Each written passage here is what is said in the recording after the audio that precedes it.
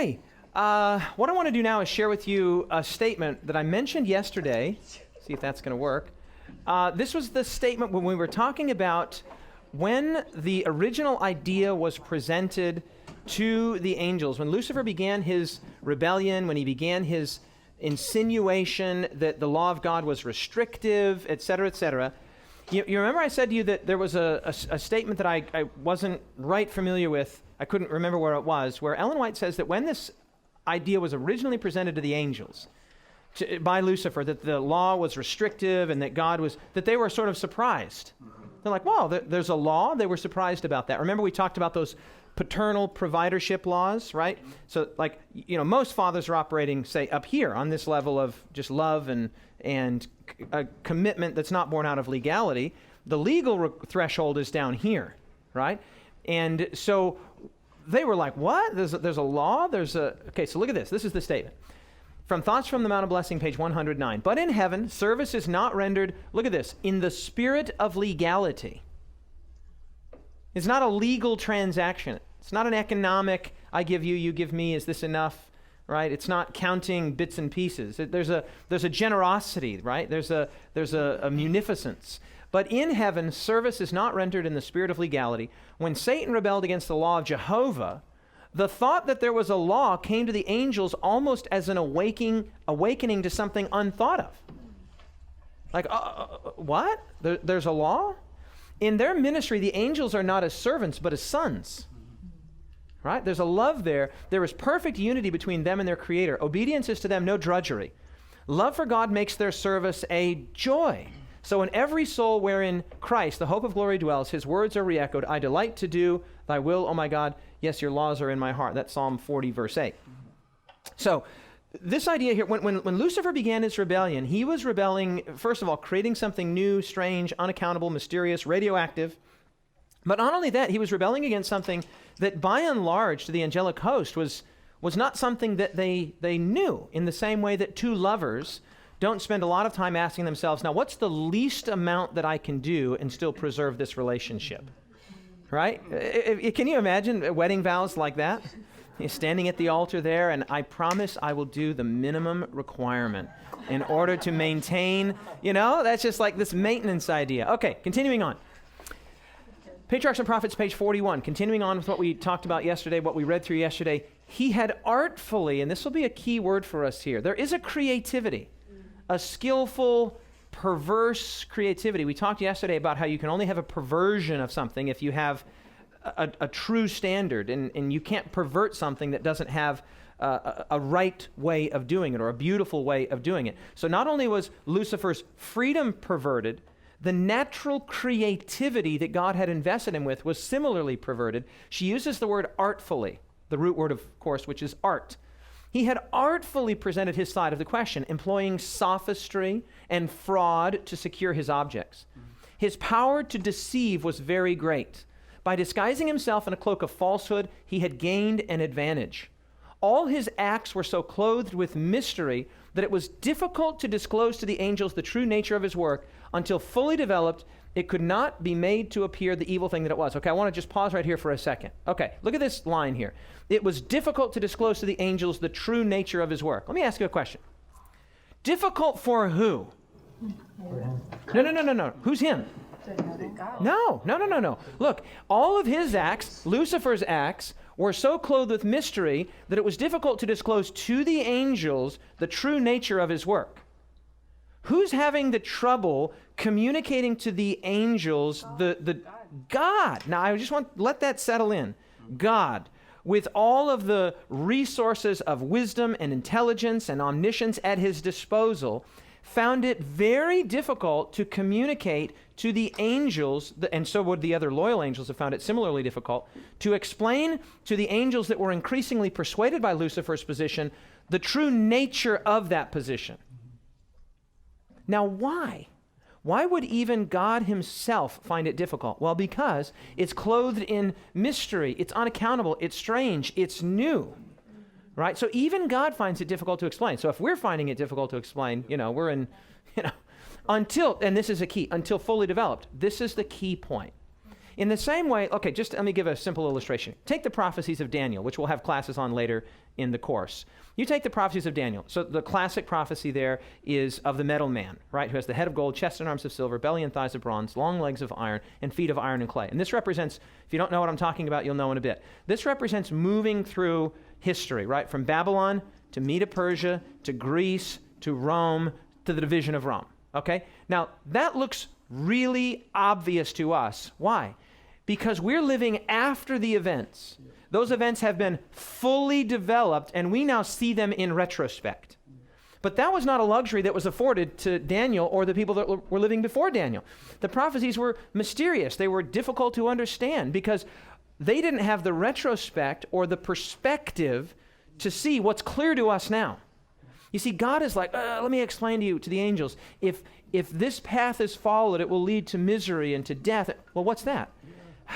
Well, if this, you see, you have this dilemma. Language itself would have been difficult to communicate to people who had no, and somebody mentioned this in class yesterday, the whole idea of a lie is a new concept. The whole idea of death is a new concept. In fact, in the chapter that you would have read here in Patriarchs and Prophets on the temptation and fall, let me just read you this.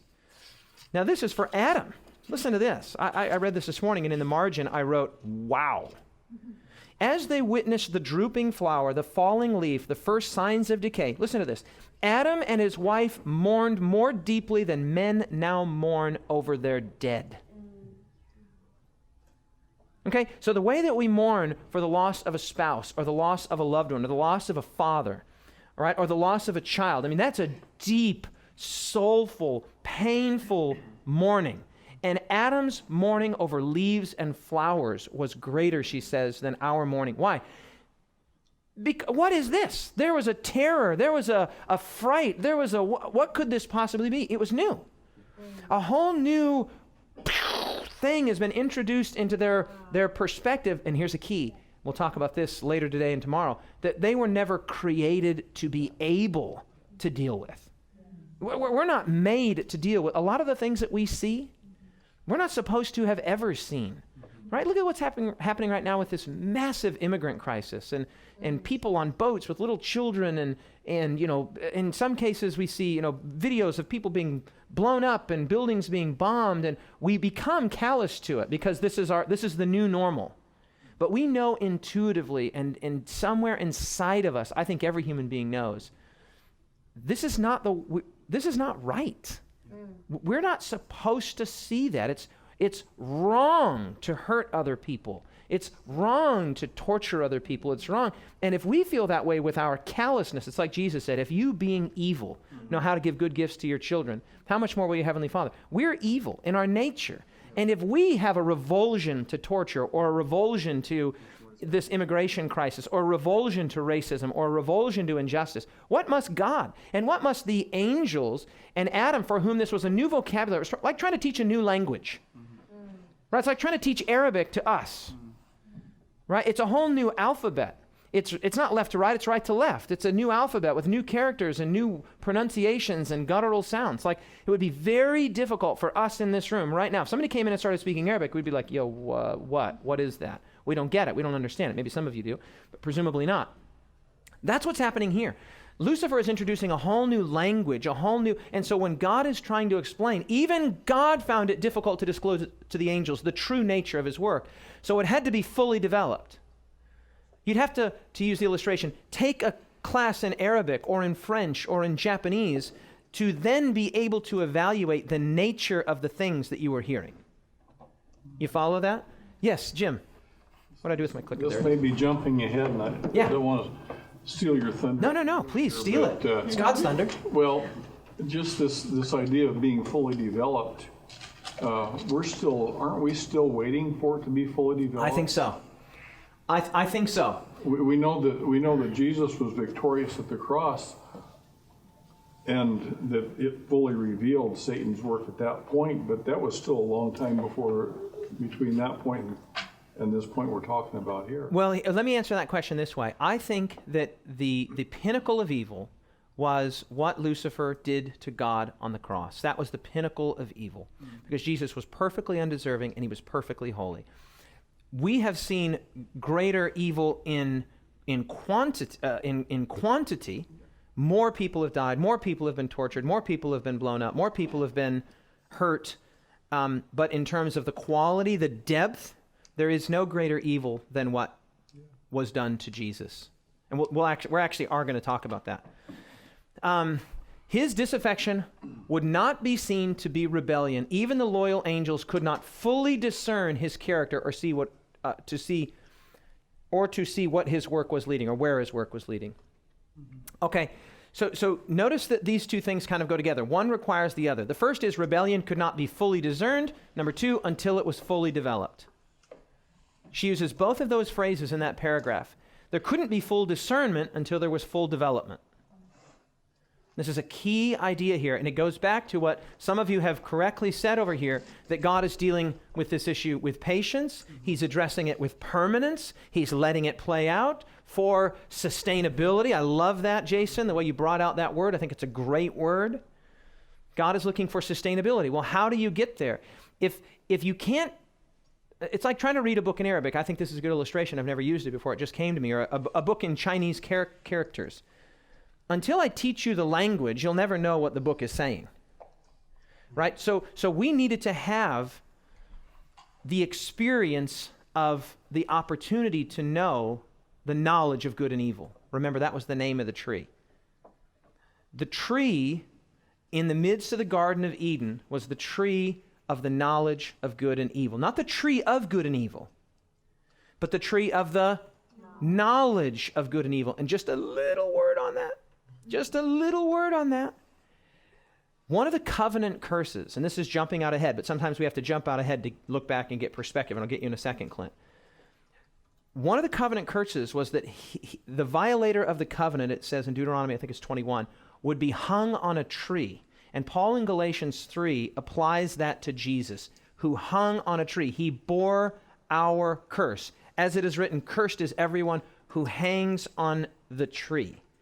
Now, this is very interesting because the tree of the knowledge of good and evil in Eden actually anticipates the real tree of the knowledge of good and evil, which is the cross. The cross is the tree that reveals what evil looks like and what goodness looks like. Okay? So in answer to your question there, Jim, here we see the full display of evil. Here we see the full display of love and goodness and mercy. And I'll tell you this, very interesting. I'm a bit of a basketball fan. And one of the questions, any other basketball fans here like basketball? Okay, one of the questions that basketball fans like to talk about is, what team was the best in history? And could the Bulls of, Jordan's Bulls have beat Magic Johnson's Lakers? Or Larry Bird's Celtics, or, LeBron James' Cavaliers, or the Heat, or whatever. And they compare between, and here's the interesting thing about those analyses and those comparisons. We'll never know. Yeah. Because of this frustrating thing that we're all stuck in called time, right? We can't just get time out of the way to have an actual match between Johnson and Jordan at the height of their powers, or between LeBron and Larry Bird at the height of their powers, or Larry Bird and Wilt Chamberlain. We some of these people had some overlaps, but at the height of their powers, it's just conjecture, right? But here, this is very key. At the cross, okay? At the cross, we have Satan at the height of his powers and Jesus at the height of his beauty and his glory and his goodness happening, and this is key, at the same place at the same time. So we see the full manifestation of evil, and we see the full manifestation of love in the same place at the same time. So unlike those basketball teams where it's hard to make an exact comparison because they're separated by this thing called time, we see the full demonstration of the knowledge of good and evil at the cross. And that's what the tree in Eden anticipated. The tree of the knowledge of good and evil in Eden anticipated the true tree of knowledge of good and evil, which is the cross of Calvary. Okay, Clint. I had a thought. I totally agree with that. And then going back to what Jason said, the sustainability. we can see that Satan's government was still functioning at that point, but then at the very end, we'll be able to see that his government is not sustainable, that it will self-destruct. Great point. So I think, going back to Jim's point, it still has to play out to that extent. Yeah. Oh, yeah. No, that's a great point. That's a really good point. I appreciate that. I love the way you said that, too, Ty was the first one that ever introduced me to this idea, Ty Gibson. And that is that, not that you would have thought it was some other Ty, that is this idea that God has made the universe to work in a certain way. And when we cooperate with the way that God made the universe to operate, we are benefited. And when we operate at cross purposes with the way that the universe was designed to operate, which, by the way, is just an extension of God's character of selfless love, then we find ourselves under wrath. We sometimes think that wrath is God doing something. Wrath is God's allowing something to happen. And I'll show you this. What did God say to Adam and Eve? In the day you eat of the tree, I will kill you. No. You will die. In the day you eat of the tree, you will die. See, now listen to the difference between those two, and we'll talk about this more in just a bit. In the day you eat of the tree, I will kill you is a threat of external punishment. In the day you eat of the tree, you will die is a warning of inherent danger. Consequence. It's a consequence. So you're exactly right. This system that we're in right now is playing itself out, and it will be shown to ultimately necessarily self-destruct because it's operating at cross purposes with the way that God created the universe to go. In fact, the reason that it is not already self-destructed, according to the book of Revelation, is that God's angels are holding back the winds of strife and of... Yeah, so it's a great point. Point hugely well taken. You guys following that point? So there could not be full discernment until it was fully developed. And where's the parable that illustrates this? Let's go to Matthew 13. Jesus illustrates this with an unmistakably clear parable, the parable of the wheat and the tares. Let's look at this. Matthew 13. Beginning in verse 24. Matthew 13:24.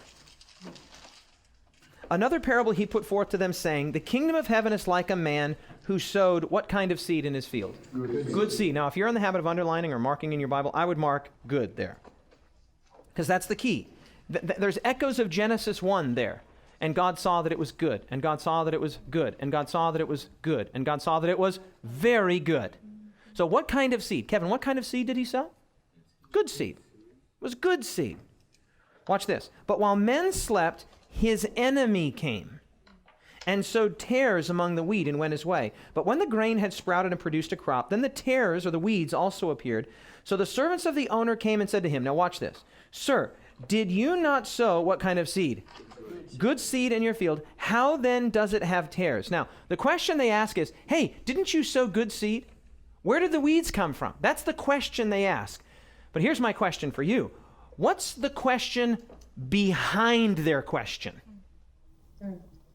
Because they come shortly after, whatever it was, a week or two later, and they begin to see, maybe a month later, and they begin to see that these weeds, tares, are coming up among the wheat.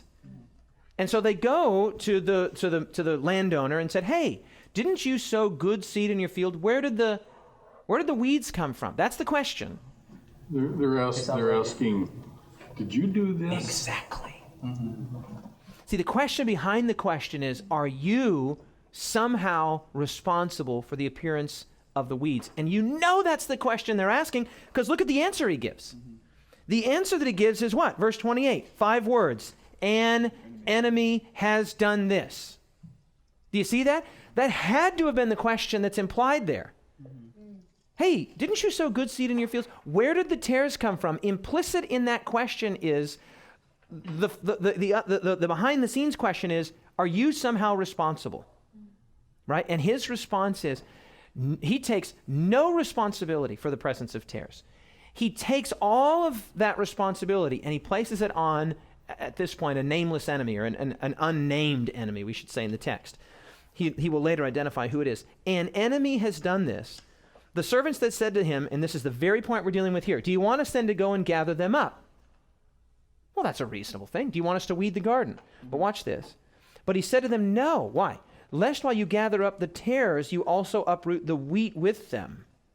Why? Why might they? Why might they inadvertently or accidentally pull up some good with some bad? Because they wrap around each other, the wheat. Okay, now, yes, I don't think that's exactly the point that he's making here. They look similar. Because they look similar. So look at, what's the solution then? What's the solution? Let them grow Exactly. Verse 30, let them both grow together until the harvest. Let them mature. Look at here, look at there. Let them develop. There cannot be full discernment about the differentiation between the wheat and the tares, the good and the evil, until it's fully developed. Right? Even God had difficulty explaining the Chinese or the Japanese or the Arabic to the angels because it was a new language. It was a new way of thinking. Right? So they had to learn the language. And that learning the language has been a hugely painful process to us, but especially to God. Let both grow together until the harvest. At the time of the harvest, I will say to the reapers, first gather together the tares, bind them in bundles to burn them, but gather the wheat into my barn. And now look at, he gives an explanation of this. Jump down to verse 36. Then Jesus sent the multitude away and went into the house, and the disciples came to him and said, explain to us the parable of the tares of the field. And he said to them, he who sows the good seed, third time, is the Son of Man, that's Jesus. The field is the world, and the good seed, fourth time, are the sons of the kingdom, that is those that live their lives in harmony with the principles of the kingdom of God. But the tares are the sons of the wicked one, not literally the descendants of Satan, but in a way, because remember, even Jesus said, make a note of this, John 8:44, you are of your father the devil.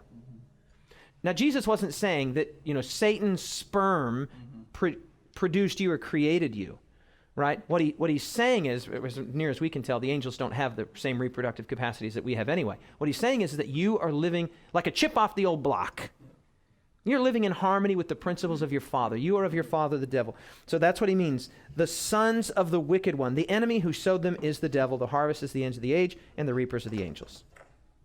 Okay, so full discernment requires full development. You follow that point? Okay. It was his policy to perplex with subtle arguments. We mentioned this yesterday. What's the first thing that we are told in Genesis 3 about Satan?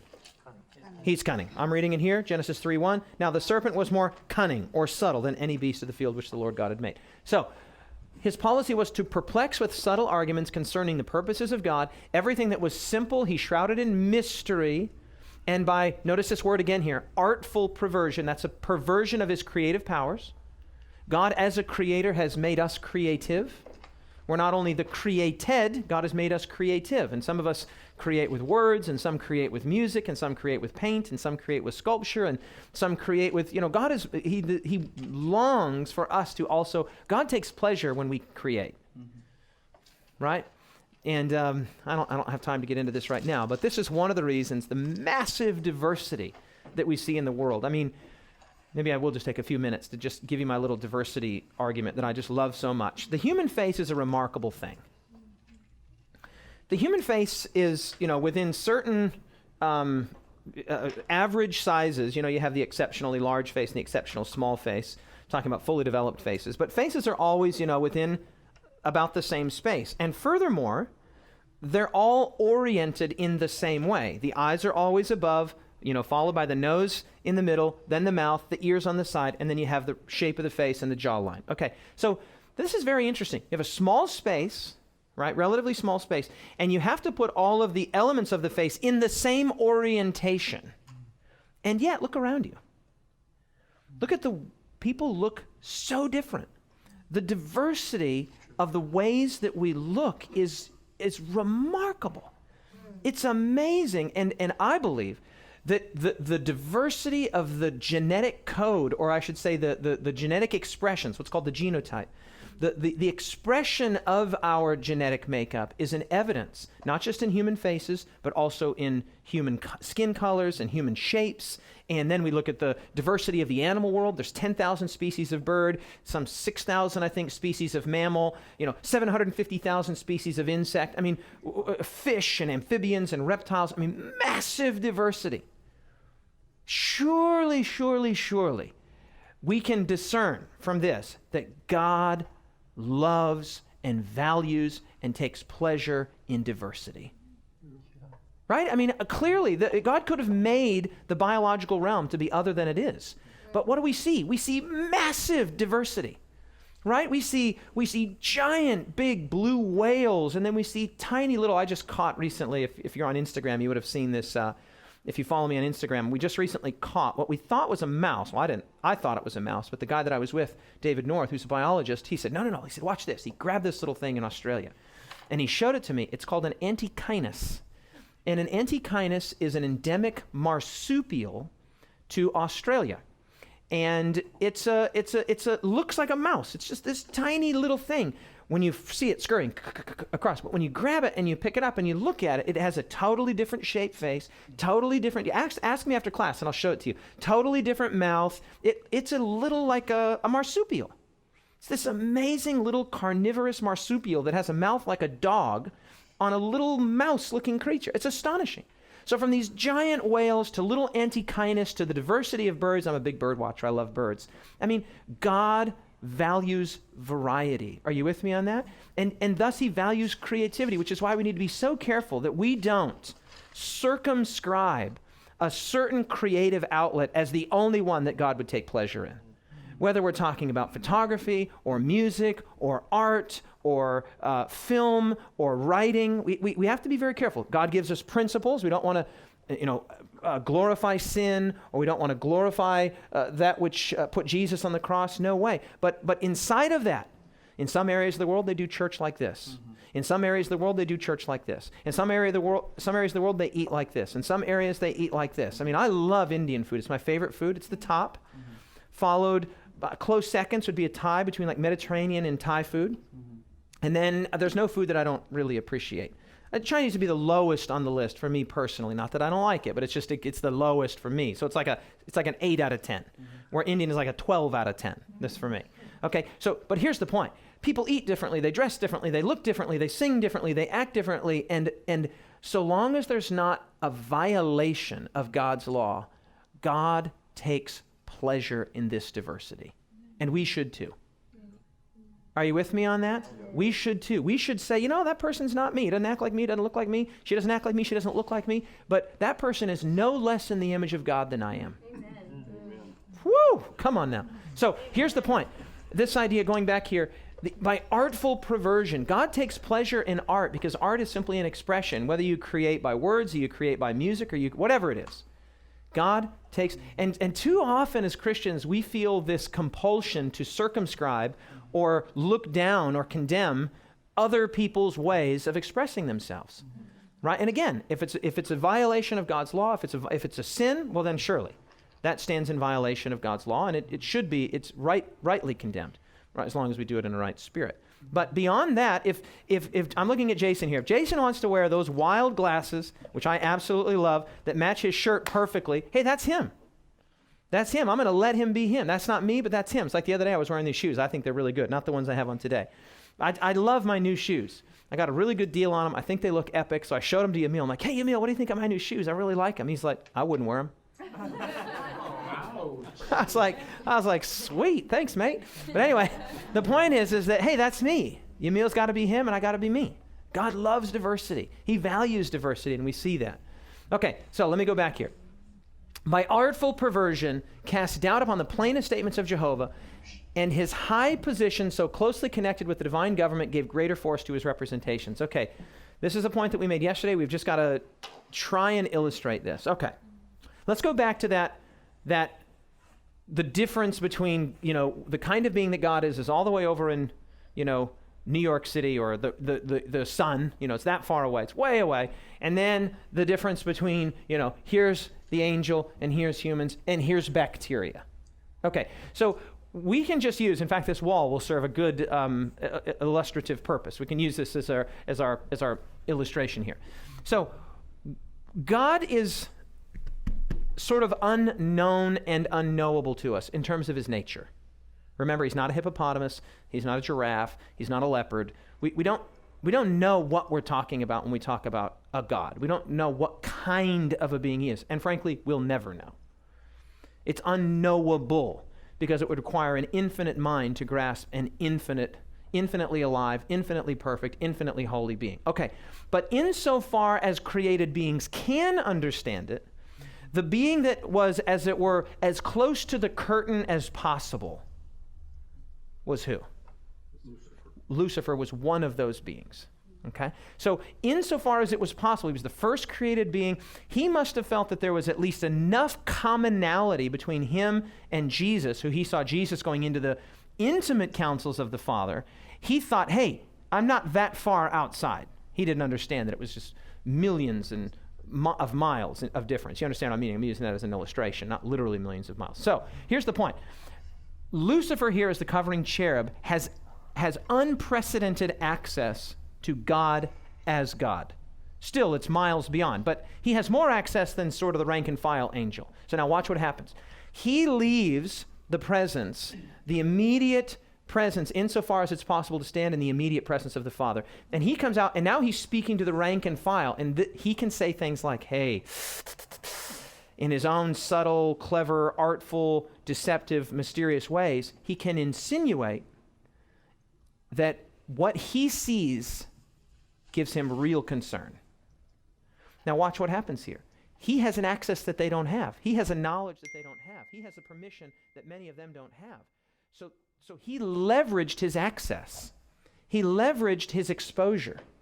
You follow that? And what could they say? Right? They took his word for it, and rightfully so. In the same way that I used the illustration yesterday. If I make a charge against Obama's administration right now of scandal or of injustice, who's David Asherick? That charge would not be taken seriously. But if the Secretary of State, or if his own wife, or if Secretary of Defense makes a similar charge, that's different, because they have more access. Okay, so Lucifer now begins to leverage the access that he has to the presence of God and to the inner workings of the governance of God in ways that sound really persuasive. Do you follow that? Yep. It's really simple, isn't it? Look at this. And his high position, so closely connected with the divine government, gave greater force to his representations. That just stands to reason. Now, at this point, we're about ready to go out of Patriarchs and Prophets and get right into Genesis 3. So before we do that, we need to fast forward way down to the end of the story, down toward the end of the story for Messiah in Revelation 12:9. Now watch this. Speaking of the eventual demise of Satan and his ways and his deceptions, John saw in Revelation chapter 12, verse 9, as part of this grand vision that we'll have a whole class on. So the great dragon, he's just a mere serpent in Genesis 3, but by the time he gets to Revelation 12, he's the great dragon. The great dragon was cast out. That serpent of old called the devil and Satan, Satan, the enemy, the adversary. Now watch this. Who deceives the whole world. He was cast to the earth and his angels were cast out with him. Now this is a very important point. Just as in Genesis, so in Revelation, the strength, the power, the efficacy of Satan's rebellion lied not in his power, not in his might, not in his strength, but in his ideas and in the way he communicated those ideas, in his deception. Do you follow that? Okay, so that raises this question. Look at this. Sigve Tonstad from Saving God's Reputation, brilliant book, 2006, he writes, this disclosure, namely that he deceives the whole world, this disclosure explains why the antagonist in the conflict cannot be brought to heel by force. The deceiver must be unmasked. This is a key point. See, Revelation 12 verse 9 gives us a very simple picture of what we see through the whole book of, or the whole Bible, and that is that he's deceiving. He's deceiving ideas, artful misrepresentations of the nature and character of God. So how by force would you put an end to that? The answer is you can't. One of the major objections that's raised by good, well-meaning and thinking people is, if this story that you're telling about an angelic rebellion is true, if we're supposed to believe this, biblical fairy tale, then why didn't God just destroy or kill Satan? Or why didn't he kill Lucifer before he ever became Satan? Right? And this is a major misunderstanding that an idea can be stopped by force. Okay? Not the case. Look at this. Richard Bauckham in The Theology of the Book of Revelation. When the slaughtered lamb is seen in the midst of the divine throne, Revelation chapter 5, verse 6, he sees the lamb on the throne. Now follow this. That means that Christ's sacrificial death belongs to the way God rules the world. Amen. In other words, God doesn't rule by power. He does rule by power, but not by the power of his nature, but by the power of his character.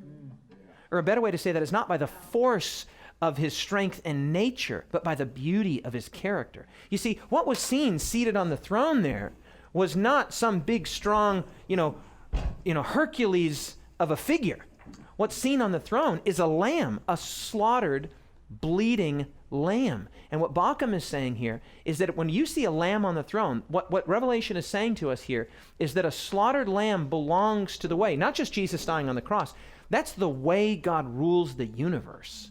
He rules the universe, watch this, from a perceived position of weakness and vulnerability. A lamb. It's not very scary. It's not scary at all. It's not intimidating at all. I want to say that again. The slaughtered lamb belongs to the way that God rules the universe from a position of apparent weakness and apparent vulnerability. In fact, you might remember there in Patriarchs and Prophets when we were reading it, God kept making these overtures, these kindnesses to Lucifer, bearing along with him. Watch this. And then Lucifer turned that around and said to the angelic host that this was a sign that he was on the right track and that God would eventually accede to his terms. In other words, he saw it as a sign of weakness because that's exactly how God presents himself. How does God come? When God is finally going to dethrone Satan and dethrone and unmask this deception, how does he come? He shows up as a baby in a manger with no worldly attachments or anything. See, God's power is in his willingness to be the weakest. When Jesus said, whatever you've done to one of the least of these, that's like doing it to me, because God is identified with the weakest of the weak. I think it was Bono, the musician from U2, several years ago, he gave this great sermon at the National Day of Prayer Breakfast in Washington, D.C. And he had this great line. I don't think it's original with him, but he was quoting, and he said that God is with the poor. And when we are with them, we are with God. You see, God places himself voluntarily in a position of vulnerability and of weakness. And then that's what's seen on the throne, a weak, beaten, bruised lamb. And Bauckham says this shows us that vulnerability and apparent weakness belongs to the way that God rules the world. Hallelujah. Amen. Man, stop it. How is the accuser to be cast down? Is it by strength? By what means is the accusation to be silenced?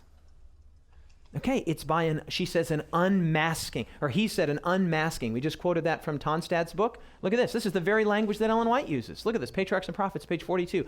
Therefore, God permitted him to demonstrate the nature of his claims, to show the working out of his proposed changes in the divine law. His own work must condemn him. That's why it took time, couldn't be fully discerned till it was fully developed. The whole universe must see the deceiver unmasked. Because, and here's the punchlines coming in a second, infinite wisdom did not destroy Satan. Since only the service of love can be acceptable to God, the allegiance of his creatures must rest upon a conviction of his justice and benevolence. The inhabitants of heaven and the worlds, being unprepared as yet to comprehend the nature or consequences of sin, could not that they would not, but they could not, then have seen the justice of God and the destruction of Satan. Had he been immediately blotted out of existence, some would have served God from fear rather than from love. This was the quotation that Mina gave to us earlier. The influence of the deceiver would not have been fully destroyed, nor would the spirit of rebellion have been utterly eradicated. For the good of the entire universe through ceaseless ages, he must more fully develop his principles, that the charges against the divine government might be seen in their true light by all created beings, and that the justice and mercy of God and the immutability of his law might be forever. That's the permanence. That's the sustainability, letting it play out. Might be forever placed beyond all question. And I love this quotation from Roy Williams in his book, God Actually, an Australian, wrote a really nice book. He says, the fact that suffering occurs is proof not of God's non-existence, but of his wisdom. And this turns the whole argument from suffering on its head. Because one of the major objections that's raised against the existence of God and the goodness of God is, if God is so good, why is there so much suffering in the world? And what Williams is saying here is that the existence of suffering is not proof of God's non-existence, it's proof of his wisdom. Mm-hmm. And we're going to wrestle through this, probably not later today, but especially tomorrow, because that's a giant claim right there. Yeah. And we're going to see if that claim can be substantiated. And it actually can. Wait. Can you go back? Of course I can. For you, I can. What do you want? You want that? Yeah, yes. Yeah. This is in the book, by the way. This quotation is right there in the book at the beginning of chapter 2. Part 2, chapter 2, or maybe it's chapter 1. I can quickly check it. Suffering. Let me just see if I can find it. I think it's in front of the button. It's chapter 2, verse 1. Right there, right at the very beginning. Yeah, how you knew it, the button. The fact that suffering occurs is proof not of God's non-existence, but of his wisdom. So you've got it. Now look at this. We mentioned this yesterday. Killing a person is much easier than killing an idea, and God knows this. It's easy to kill a person. It's very difficult to kill an idea. How do you kill an idea? Ideas exist in brains. Ideas exist in minds. Ideas exist in people. Well, you could kill all the people that have those ideas if you were that kind of person. And by the way, that actually doesn't work, because when you try to do that, you actually strengthen the idea, because you make martyrs out of the people that hold to those ideas. Okay, so there's so many instances of this, but here are some classic examples. In early Christian history, the attempt was made to squash Christianity by external persecution. The Romans squashing it, right? And so Satan tried that tact. We'll squash Christianity, we'll persecute it out of existence. But Tertullian famously said, the blood of the martyrs is the seed of the gospel. Mm-hmm. When one martyr dies and people saw the poise and the calmness and the dignity and the peace with which these martyrs died, and Satan thought he was, hey, I'll put them in the public square, I'll embarrass them, I'll intimidate them, when in fact, and we'll talk about this later when I come for my church history class, that the advertisement that the martyrs provided for the peace that was brought by the Christian faith actually caused Christianity to grow. Amen. So this idea that you kill a person and therefore get rid of the ideas is been shown again and again to be the opposite. In fact, if you look at some of the hugely influential people in the world today, you look at people like John Lennon, right?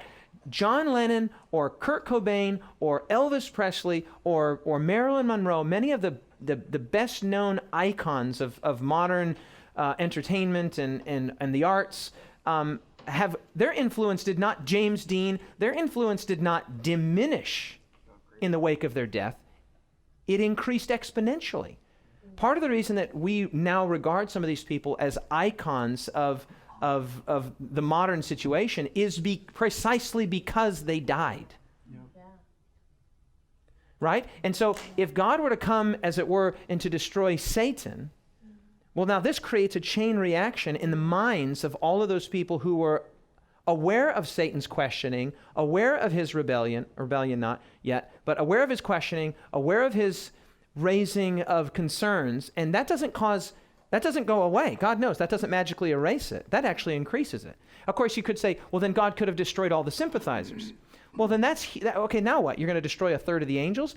Well, the 2/3 would be aware, and now you got massive drama. And then you could say, well, God could destroy the memory of Lucifer and of all of the angels that he had blotted out of existence, and then he erased them from our memory. But now that's not the God you want, sitting on the throne, reigning as a slaughtered lamb. That's a God who reigns by manipulation. Right? And we'll talk a lot about that. We're gonna get hugely into that point. That if God just moves if God moves the line that separates his sovereignty from our free will to favor him, you'd never know it. You'd be none the wiser. Okay, I'll just use this as an illustration, and then I'll take a couple questions. I haven't used yellow yet. Let's go with yellow. Okay, so let's use this illustration here. Here's God's sovereignty, right? God's divine will. And we're going to represent it by a line. And here is man's and woman's free will. Okay, there is a line unseen to us, but we understand it conceptually and philosophically, that's an immutable line. It's an immutable line that if God crosses this line, or let's say, rather than crossing it, let's say that he bends it just a bit, right?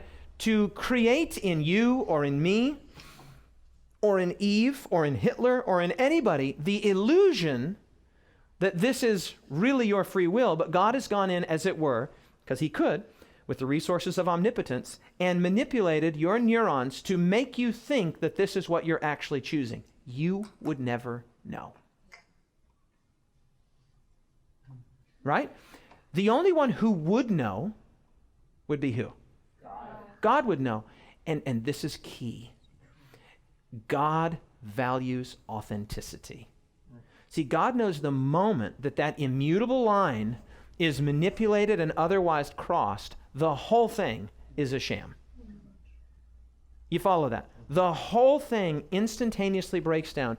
We are either genuinely, truly, actually free, or we're kind of free. And if God is able at certain junctures and at certain times to manipulate our freedom without us knowing, then the whole thing is a show. The whole thing is a put on. But it's not a put on, and it's not a show. So God, as an agent, has invested other actual agents with agency. God is an agent, and we are also agents.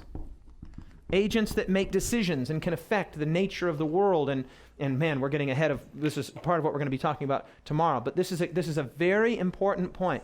People say, well, why didn't God, blah, blah, blah, blah, blah, whatever, fill in the blank, doesn't matter. Why didn't God stop the genocide? Why didn't God stop the racing train? Why didn't God? And this is based on a major misunderstanding that God can just do whatever he wants. There are lots of things that God cannot do.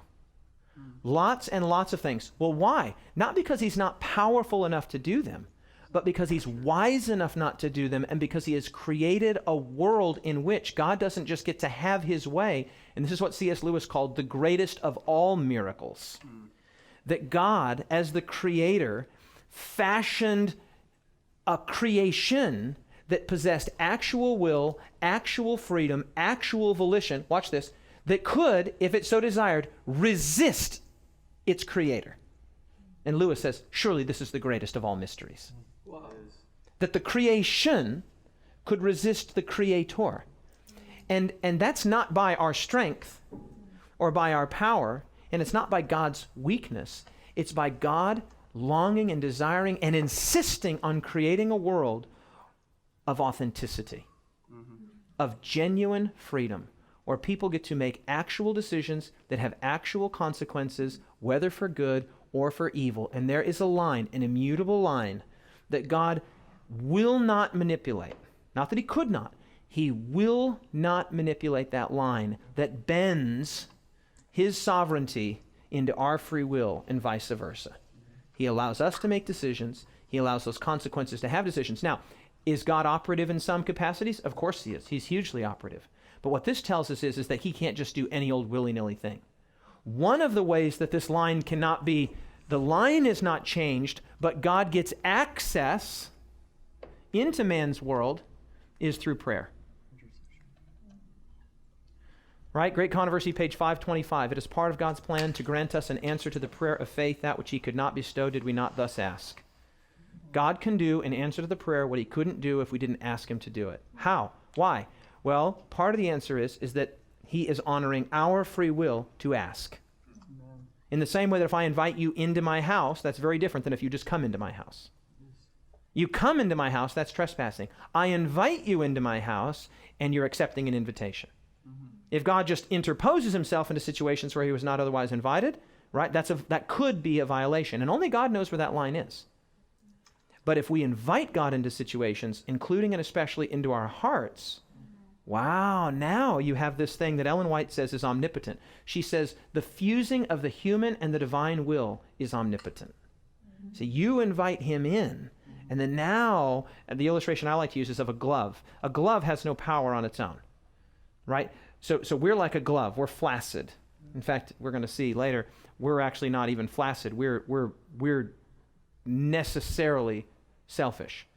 And so our glove inclines toward sinfulness and rebellion. But in our weakness and in our flaccidness of the glove, we invite God to place his hand into our glove. So it's still us moving with our consent, but it's us and God moving together, right? Like two, pardon the very non-Adventist expression, like two dancers, right? There's a cooperation, right? I'll move this way, you move this way. I'll move that way, you move this way, right? It's cooperative.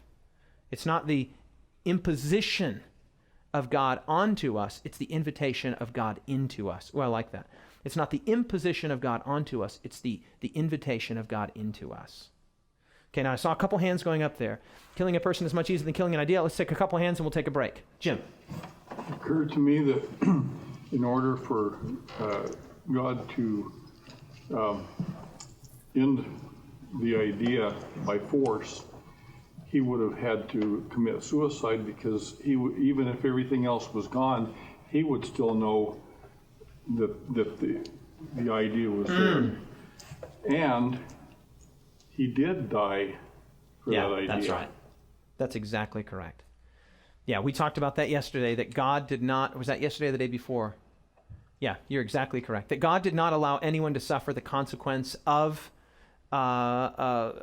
sin until he himself had experienced it. It was in our TruthLink lesson. Yeah. Mina, did you have your hand up? I did. I'm gonna ask you during break. Okay, ask me during break. Okay, let's take a break.